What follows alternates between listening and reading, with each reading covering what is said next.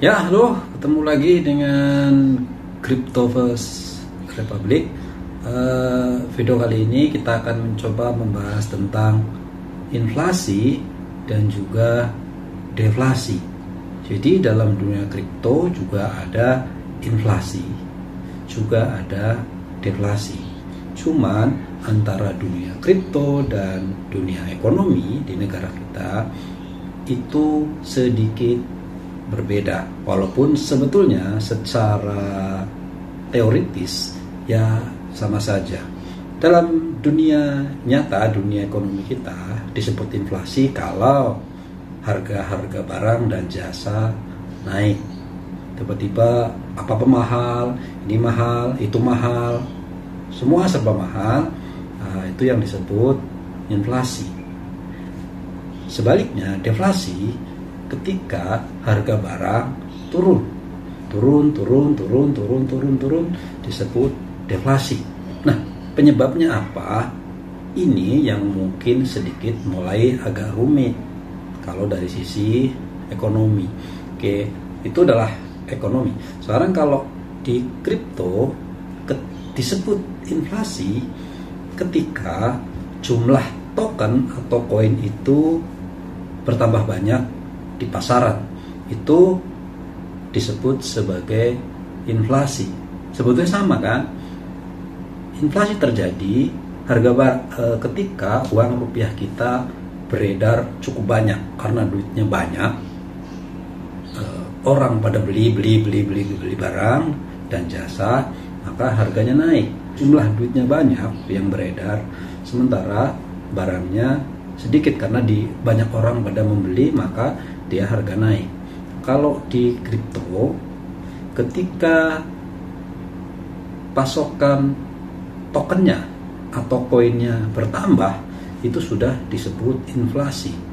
Karena ada peredaran uang baru, atau karena kita unlock dari staking, itu akan menambah jumlah koin yang di pasaran.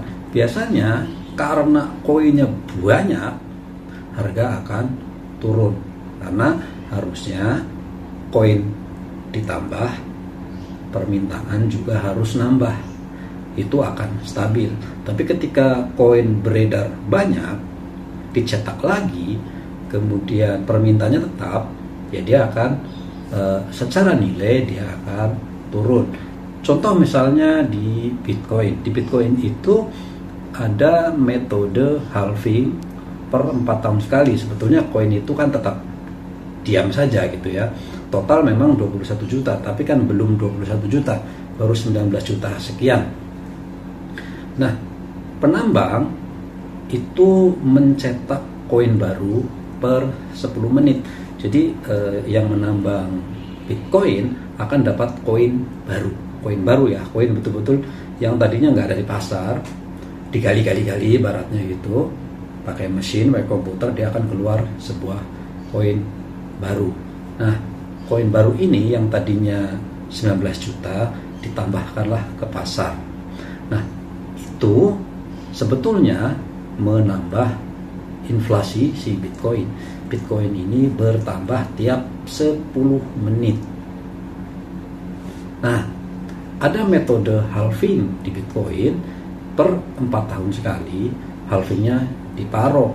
Makanya ada seperti anomali lah kalau kita lihat ya, kok seperti siklus, seperti berulang. Itu kenapa ya? Karena halving itu tadi, bahwa dari pertama Bitcoin belum ada halving itu, setiap penambang, kalau kalian punya mesin tambang, komputer yang dijadikan server Bitcoin yang bekerja 24 jam itu, dulu akan mendapatkan 50 Bitcoin per 10 menit. Kalau komputermu sangat kuat atau menguasai lah.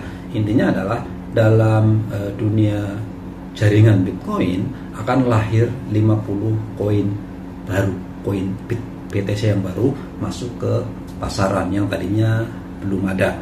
Terus berubah dari 2012 separohnya menjadi 25, terus turun kemarin sebelum 2024, sebelum bulan April itu masih 6,25 koin baru per 10 menit di dunia.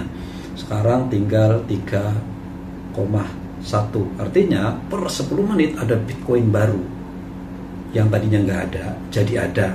Sama seperti emas, mungkin di dunia sekarang 1 juta ton, tiba-tiba Freeport nambang 1 juta ton jadi 2 ton lah, seperti itu. Mengurangnya Bitcoin ini, jumlah koin ini, itu adalah disebut sebagai deflasi. Artinya koinnya,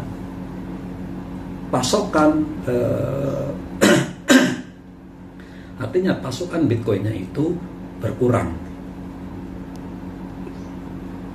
Nah, ketika pasokan berkurang, bukannya malah turun, tapi harga malah naik. Nah, itu dalam dunia kripto.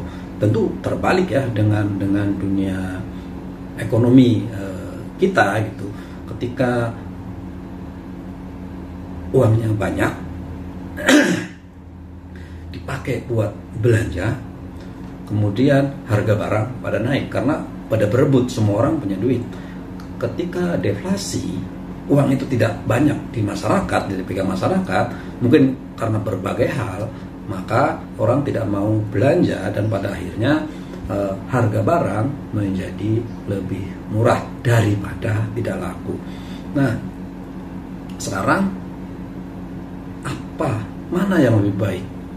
Kalau ngomong sisi kripto jelas sekali deflasi jauh lebih baik. Kenapa? Karena deflasi adalah mengurangi jumlah token. Bisa dilakukan dengan burning atau dibeli, di buyback, kemudian dimasukin ke dompet mati supaya koin itu tidak beredar lagi. Atau dengan protokol, biasanya kalau ada transaksi dia ada fee-nya secara otomatis dimasukkan ke wallet mati, dibakar, istilahnya di burn. Jadi setiap tahun koin itu berkurang. Itulah biasanya yang dijanjikan oleh pengembang kripto, umumnya seperti itu. Artinya jumlah kripto yang sekarang beredar itu dikurangi dengan harapan ketika permintaannya tetap, yang beli tetap, tapi pasokannya kurang, dia akan naik. Kan itu hanya harapan ya. Kalau sudah dikurangi, permintaan juga turun, ya turun juga.